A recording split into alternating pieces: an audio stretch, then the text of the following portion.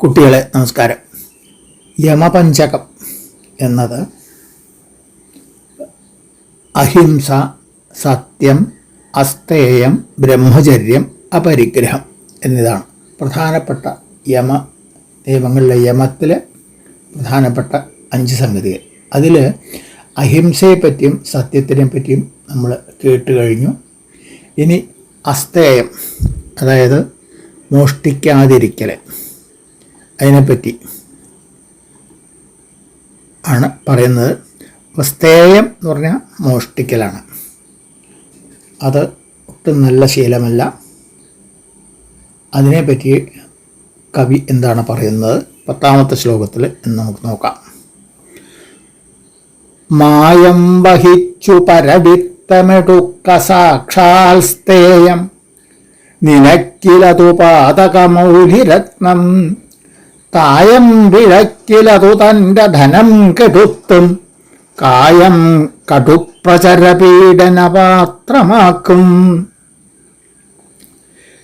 ഇതിൻ്റെ അന്വയം നോക്കാം. മായം വഹിച്ച് പരവിത്തം എടുക്ക സാക്ഷാൽ സ്തേയം ആണ്. അത് നിനക്കിൽ പാതകമൗലിരത്നമാണ്. തായം പിഴക്കിൽ അത് തൻ്റെ ധനം കെടുത്തും, കായം കടുപ്രചുര പീഡനപാത്രമാക്കും എന്നാണ് അതിൻ്റെ അന്വയം. ഇനി അർത്ഥത്തിലേക്ക് കടന്നാൽ, മായം അതായത് കളവ്, വഞ്ചന, കൗശലം എന്നൊക്കെ അർത്ഥം. മായം കൊണ്ട്,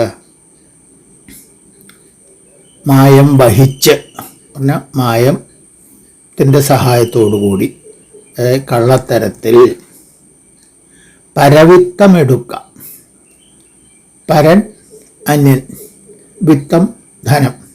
അപ്പോൾ പരവിത്തം പറഞ്ഞാൽ പരധനം, അന്യൻ്റെ മുതൽ, അത് എടുക്കുക, അത് കൈക്കലാക്കുക എന്നുള്ളത്. സാക്ഷാൽ സ്തേയം, സാക്ഷാൽ സാക്ഷാത്തായിട്ടുള്ളത്, സത്യമായിട്ടുള്ളത്, സുപ്രസിദ്ധമായത്. സ്തേയം എന്ന് പറഞ്ഞാൽ കളവ്, മോഷണം എന്നൊക്കെ അർത്ഥം.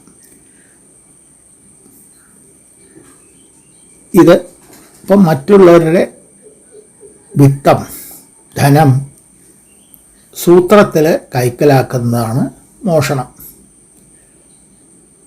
എന്ന അർത്ഥം. അത് നിനക്കിൽ, അത് നനച്ചു നോക്കിയാൽ, ആലോചിച്ചു നോക്കിയാൽ അത് പാതകമൗലിരത്നം ആണ്. പാതകം എന്ന് പറഞ്ഞാൽ പാപം, ദുരിതം. അതിൽ വെച്ച് അതിലെ മൗലിരത്നം, ഏറ്റവും മുന്തിയ സംഗതിയാണ് ഈ സ്തേയം എന്ന് പറയുന്ന പാപം എന്നർത്ഥം. മൗലിരത്നം എന്ന് പറഞ്ഞാൽ തലയെ ചൂടുന്നത്, അത് ഏറ്റവും തെളിഞ്ഞ് കാണുന്നത്, ഏറ്റവും പെട്ടെന്ന് നമ്മൾ നോക്കുന്നത്, കാണുന്നത് എന്നർത്ഥം.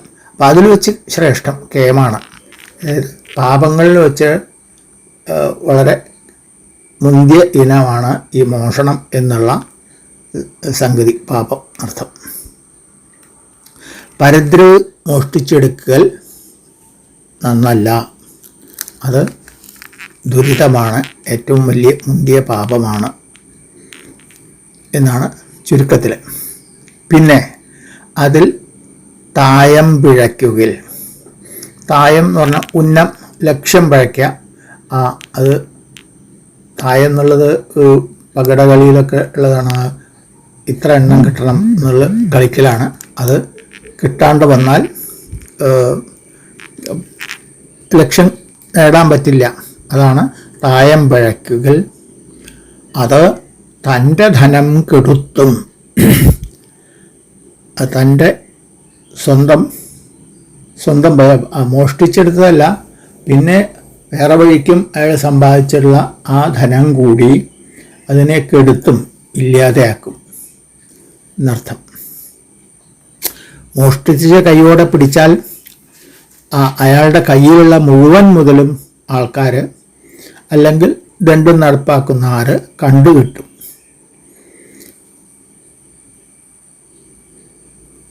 അതായത് മോഷ്ടിച്ച മുതൽ അതുമാത്രമല്ല, അയാൾ അതുവരെ ആർജിച്ചുള്ള എല്ലാ സമ്പാദ്യവും കയ്യിൽ നിന്ന് പോകുന്നർത്ഥം.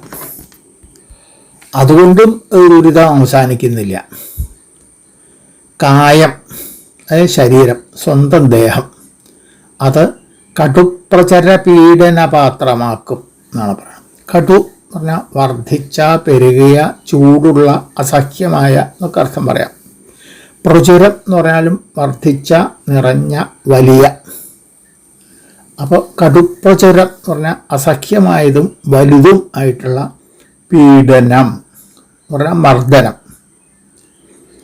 ആ പീഡനത്തിനുള്ള പാത്രമാക്കും എന്ന് പറഞ്ഞാൽ, പാത്രം എന്ന് പറഞ്ഞാൽ യോഗ്യമായിട്ടുള്ളത്, ഭാജനം, അത് സ്വീകരിക്കാൻ പറ്റിയ ഒരു സംഗതി, അതാണല്ലോ പീഡനപാത്രം.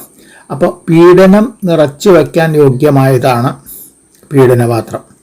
അപ്പോൾ അതായത് കണ്ടവരും കേട്ടവരും അനുഭവിച്ചവരും ഒക്കെ വന്ന് പിന്നെ ചോദ്യമൊന്നുമില്ല, മർദ്ദനാണ്. വന്ന ഉടനെ കയ്യിൽ കിട്ടിയോണ്ട് കൈകൊണ്ട് അടിക്കും, കയ്യിൽ കിട്ടിയോണ്ട് അടിക്കും, ചവിട്ടും, എന്തൊക്കെ ചെയ്യുക വെച്ചാൽ അതൊക്കെ ചെയ്യാൻ പറ്റുന്നതൊക്കെ അവർ ചെയ്യും.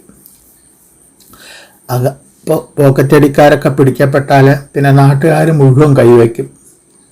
അവർ ഈ പറഞ്ഞ മാതിരി കേട്ടിട്ടുണ്ടാവുക, അവരും കൂടി ഉണ്ടാവില്ല, ഇയാൾ പോക്കറ്റ് അടിച്ചില്ല എന്ന് ചോദ്യമില്ല, അതിനെപ്പറ്റി യാതൊരു അന്വേഷണമില്ല, നേരെ വരിക, അടിക്കുക, അങ്ങനെയാണ്. അപ്പോൾ മർദ്ദനത്തിന്, പീഡനത്തിനുള്ള പാത്രമാവും സ്വന്തം ശരീരം. അങ്ങനെ ആപത്തുകൾ അനവധിയാണ് മോഷണം. അപ്പോൾ അതിനെപ്പറ്റി ചെയ്യരുതെന്ന് അത്ര ആലോചിക്കുക കൂടി ചെയ്യാൻ പാടില്ല.